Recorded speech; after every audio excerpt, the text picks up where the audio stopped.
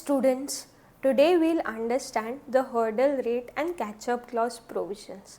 Students को काफ़ी बार catch up clause समझ में नहीं आता है कि how it is making a difference, कि काफ़ी बार आंसर सेम आता है whether there is any catch up clause और नॉट. तो फिर कैचअप क्लॉज का मतलब क्या है? So today we'll understand how catch up clause can make a difference. Yes, so for that let us understand first hurdle rate. Hurdle rate क्या है? It is the minimum return required to be met before any incentive fee is paid. Let's say for example आप कोई portfolio manager hire करते हो और उसको अपना पैसा मैनेज करने के लिए देते हो and he earns you a return of 8%, whereas at the same time Nifty had grown by 12%. तो आप उसको जाके बोलोगे भाई तुमने क्या मैनेज किया? मैं अगर सिर्फ सिंपली इंडेक्स फंड बाय कर लेता निफ्टी का तो भी आई वुड हैव अर्न 12%. आपको देके तो इनफैक्ट मैंने अपना लॉस किया है. सो मैं आपको इंसेंटिव फ़ी किस बात का दूँ? I will not pay you any incentive fee. So when the incentive fee would have been justified, अगर वो 12% से ज़्यादा रिटर्न अर्न करके देता then I would have paid him incentive fee. So 12% क्या हो गया? बेंचमार्क हो गया which he has to meet before any incentive fee is paid. This is nothing but a hurdle rate, कि इसको क्रॉस करोगे तो ही इंसेंटिव फ़ी पे होगा आपको.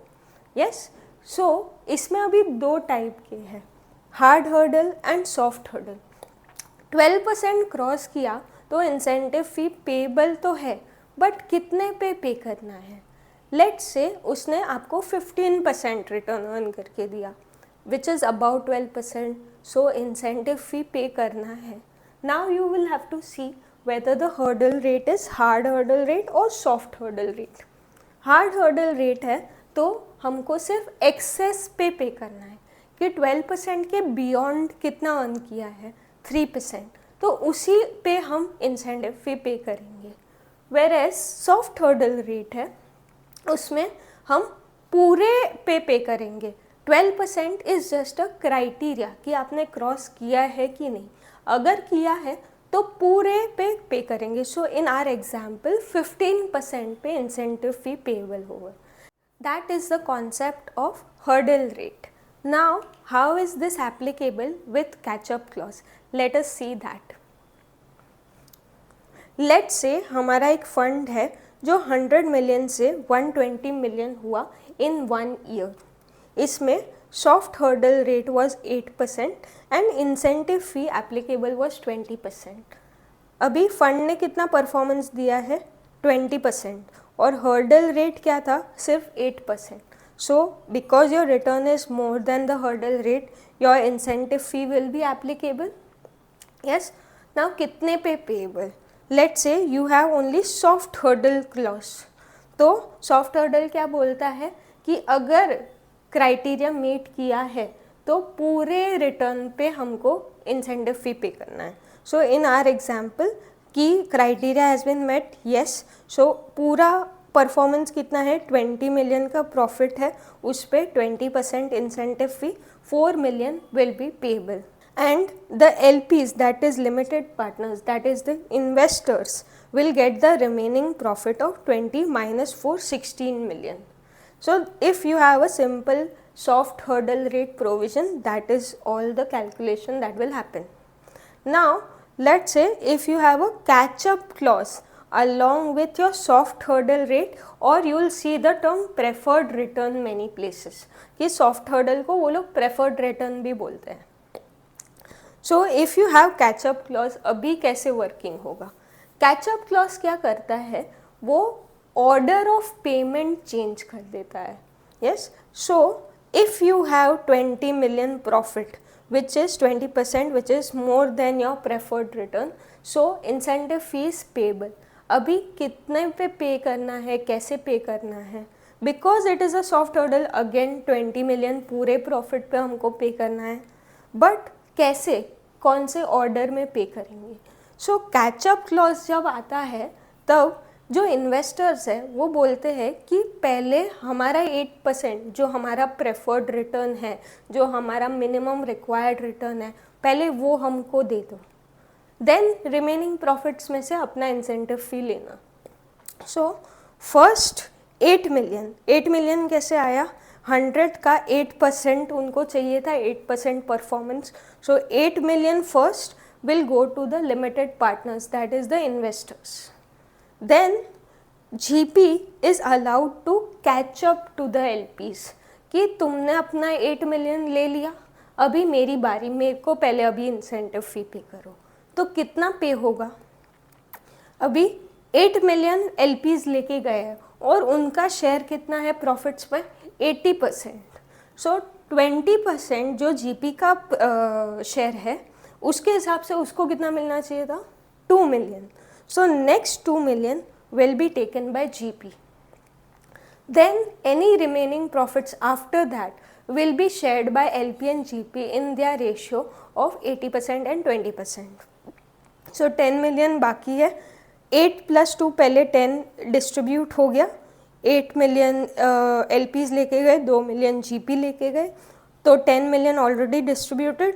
Next 10 million is remaining, which is shared by LP and GP in 80-20 ratio of 8 million and 2 million. So at the end किसको कितना मिला? GP को पहले 2 मिलियन मिला था और यहाँ पे 2 मिलियन मिला, मीन्स 4 मिलियन. LPs को पहले 8 मिलियन मिला था, यहाँ पे भी 8 मिलियन मिला, तो और 16 million total. Now if you will see कि सॉफ्ट हर्डल रेट में भी यही हुआ था. GP got 4 million and LP got 16 million. इसमें कैचअप क्लॉज ऐड करने के बाद भी GP और LP को सेम ही प्रॉफिट्स मिले. Now how is it different then? Yes. So for understanding the difference let us see one more example. Now here the fund performance is from 100 million to 109 million. मतलब 9% profit उसने earn करके दिया है through out the year. Same soft hurdle rate is 8%, incentive fee is 20%. अभी return 9% है which is more than the hurdle rate of 8%. So again hurdle cross किया है इसलिए इंसेंटिव फी पेबल होगा. अभी सॉफ्ट हर्डल रेट में क्या होगा? जितना भी प्रॉफिट है, मतलब 9 मिलियन का प्रॉफिट है, उसका 20% incentive fee 1.8 million to the GP and LP will get the remaining profit. So 9 - 1.8 7.2 million. अभी आप सोचो LP का मिनिमम रिक्वायर्ड रिटर्न कितना था? 8% और 8 मिलियन, और उसको मिला कितना? सिर्फ 7.2 million. So fund had given a performance of more than 8%.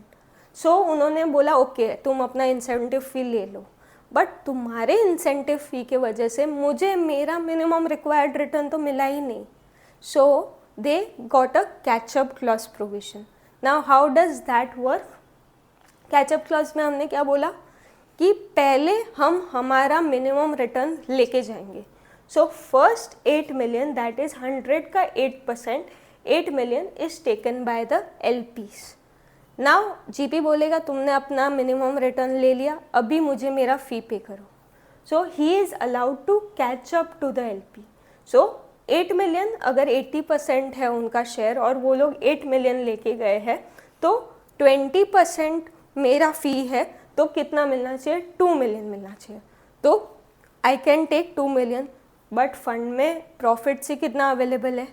Total 9 था, उसमें से 8 तो LPs लेके गए. So now only 1 million is remaining. So this guy GP will receive only 1 million of fees. So here you can see how catch-up clause can make a difference. पहले क्या हो रहा था सॉफ्ट हर्डल रेट में कि fund had cross the hurdle rate, कि fund ने 9% return earn किया और हर्डल रेट 8% था, तो इंसेंटिव फी पे कर रहे थे. बट इंसेंटिव फी की वजह से ही उनको मिनिमम रिटर्न नहीं मिल रहा था, which is wrong. So that's why catch-up clause protected the investors from paying higher incentive fee.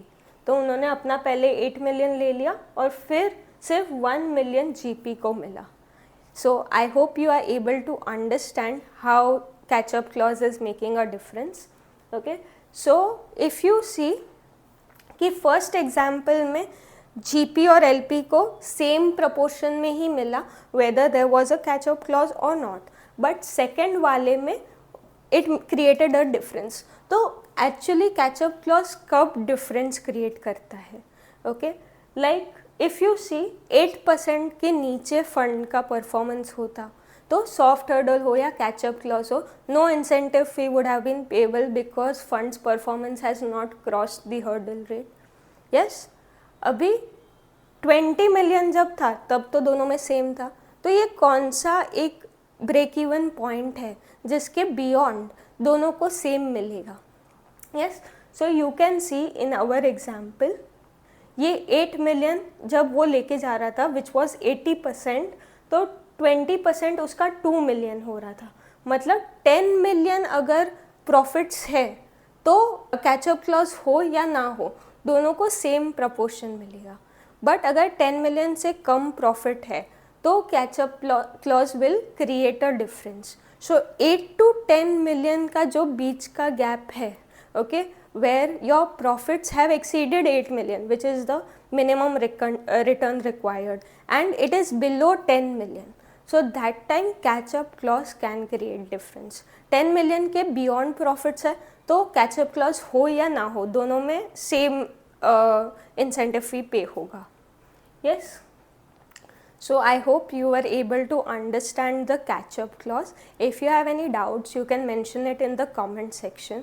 If you liked our video, please hit the like button and share it with your friends and subscribe to our channel for more such content.